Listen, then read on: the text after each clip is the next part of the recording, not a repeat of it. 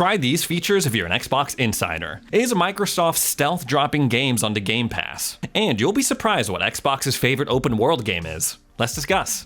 So right now, Xbox insiders are testing out a feature for the Xbox app on PC that will basically tag whether or not a game is going to play well on your PC. Like I said, this feature is still testing, but as it functions right now, it's basically you look at a game and it has a little tag that says this game runs great on your PC. There's no other specifics than that, how it's going to run, whether or not you need to turn down the graphics or maybe turn off the shadows if you want an optimal experience. It either has the tag or doesn't. Now, I think this is an interesting move because the more you can tell people what their game experience is going to be like on their specific system and their setup, the more transparent that you can be in that. I think that's great for the consumer. So for example, if you have a PC and it's top of the line graphics card, a ton of memory, ton of storage, water cooling, good for you. But if you're like me and you got something like this guy right here, technically a gaming PC, but on the lower end, this is great. For example, when I first bought this, I downloaded Mountain Blade Warband, and I looked at the minimum system requirements and it met all of them. But as I went along in the game, the more the battles grew in size, the slower the game ran to the point where it was just unplayable towards the end. That would have been great to know before I downloaded it. Of course, I was only at like $10 because it's an old game, but still. I really hope they get more specific with this outside of just saying, hey, this runs great. Really break it down, give me specifics, give me like a Digital Foundry side-by-side comparison.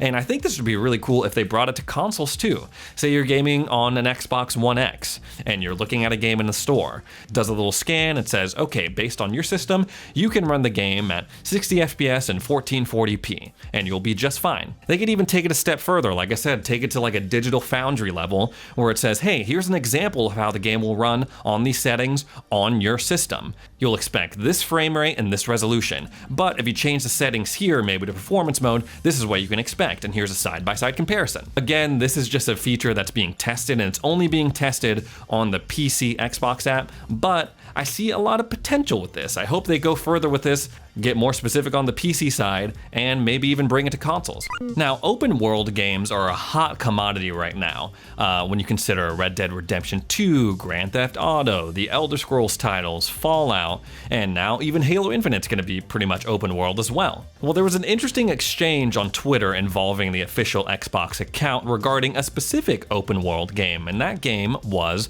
Legend of Zelda Breath of the Wild. Someone tweeted out saying, hey, I basically love Breath of the Wild, it's an awesome game, and Xbox responded saying, Breath of the Wild is such a relaxing open world experience, punctuated by the occasional death laser. And I just love to see this kind of stuff, man. I've ranted about this before on the channel, but I firmly believe that every gaming company has something valuable to offer gamers, valuable and different in their own way. So I love to see these, at least their social accounts, acknowledging the greatness of other companies. There was a really great example of this when Xbox had its 20th anniversary showcase, and PlayStation responded, the official PlayStation account tweeted at them and said, hey, congrats on the big day. I just love to see stuff like that. I love these companies giving credit where credit is due. And we know at least with Xbox and Nintendo, it goes both ways.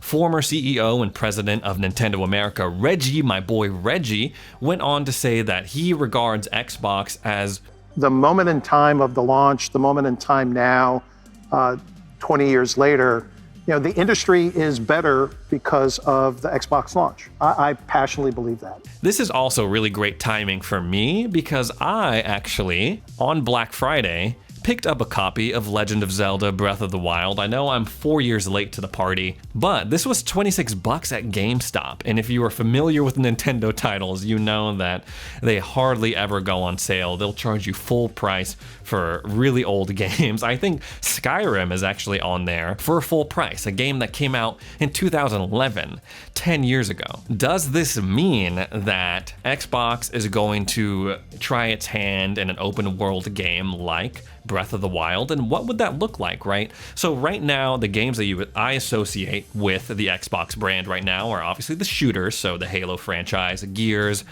and also first-person RPGs. So that would include the Obsidian games, Avowed's coming up, the Elder Scrolls titles, all of the Bethesda great role-playing games. So obviously those games very different from something like Breath of the Wild, right? But the addition of a certain game called the Gunk onto Game Pass on December 16th has me kind of thinking. When I first saw this game, I thought, this is interesting. This is not something that I would usually think is an Xbox exclusive. This kind of looks almost like a Nintendo or a PlayStation game. So seeing that and seeing this tweet, like I said, this is all wild speculation, but it makes me wonder, are they going to try their hand at, like I said, a game like Breath of the Wild to diversify their Xbox Game Pass portfolio? Obviously, there are a lot of games in development right now. I don't know if that's on the docket, but hey, a guy can dream, right? Obviously, this game was super impactful, and a lot of features in this game you'll see in other games, like the whole climbing mechanic, stamina circle, you see in Genshin Impact as well. When Kenna Bridge of Spirits first came out, it was billed as sort of PlayStation's answer to Breath of the Wild, so obviously people want a piece of what this game is putting down, and I don't feel the pressure for Xbox to say, give me an Xbox version of Breath of the Wild, but it would be interesting to see how they would handle that. So in a surprise move, Game Pass added Serious Sam 4, which was previously only available on PC and Google Stadia. And I say it's a surprise because it was sort of like a stealth drop. They didn't do any promotion of it, they didn't do any marketing for it. All the major Twitter accounts, I didn't really see anything about it. I saw it trending on Twitter, but I didn't see anything from the actual Xbox accounts other than Xbox Game Pass UK.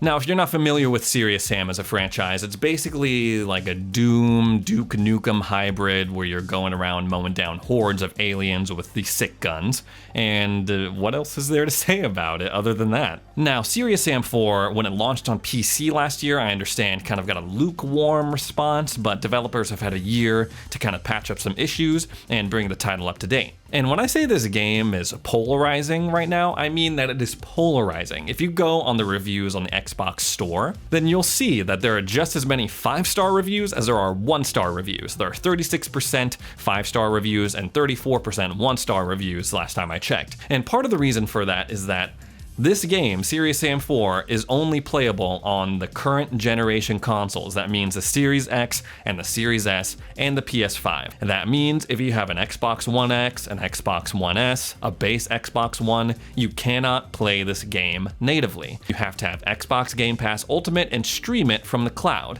And that's still in beta, so that's a hit or miss. Sometimes the cloud works really great for me, and sometimes not so good. So I understand why people will be frustrated about that. Last week, Game Pass also secretly added Townscaper and Generation Zero, and that's kind of interesting to me. I don't know why they wouldn't at least, attempt to market it a little bit more, but it is kind of cool kind of looking through your Game Pass and saying, whoa, that's new. I didn't know that was here. That's really cool to see.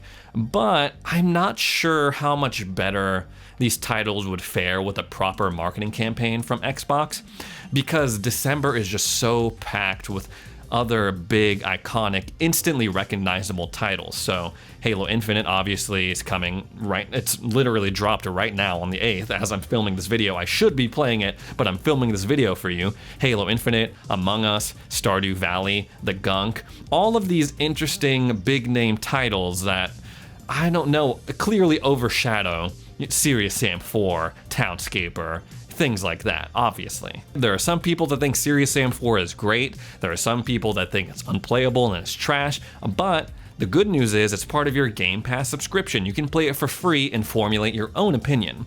Now, I don't know how many people are going to be playing that game now and formulating their own opinion now that Halo Infinite's out, but hey, the option is there, and options are nice. So we talked about in a previous video that Xbox is opening up invites for their Alpha Skip Ahead program, which is the highest tier of Insider. These guys get to test out features months before they are rolled out to the general public in the form of a software update on your Xbox console. So like I said said, some examples of that include the 4K dashboard, all of the accessibilities that they just added, including the colorblind filters, the audio features that you can play around with now, the ability to mute your speakers when you plug in your headset.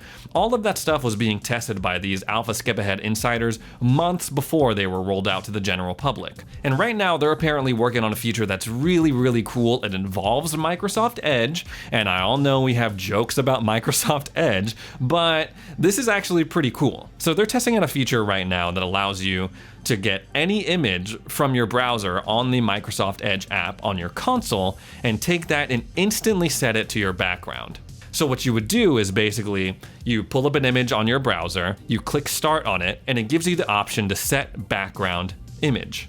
Obviously, as it stands right now, you go and you download an image, and then you have to set out your background manually, edit it, kind of crop it to where it fits, make sure everything's good.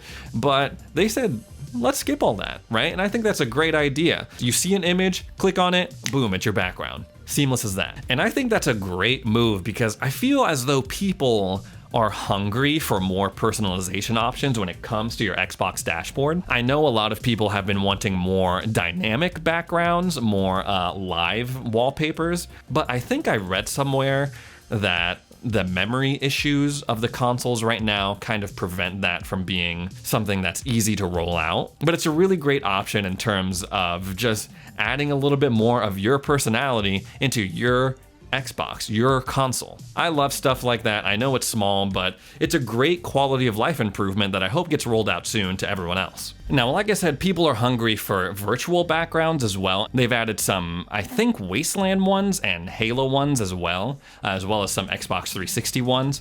I would love to see it in the future. You see a virtual background on your Microsoft Edge browser app on the console, and then you can do the same thing with just an image, but with that live background. You see it on your browser, you click it, and you instantly set it to your background, but it's a dynamic background. It's a live wallpaper. That'd be really cool.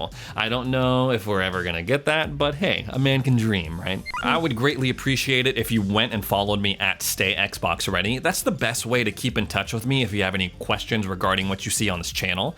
I also started a Twitch. I had my first stream the other day where I got to hang out and even play Halo Infinite with some of my viewers. So if you're interested in following me there, I'll have the link down in the description below. Anyway, guys, thanks so much for tuning in. If you're tuning in for the first time, my name is Ray. That's all the news I have for today, but we'll see you in the next video for more.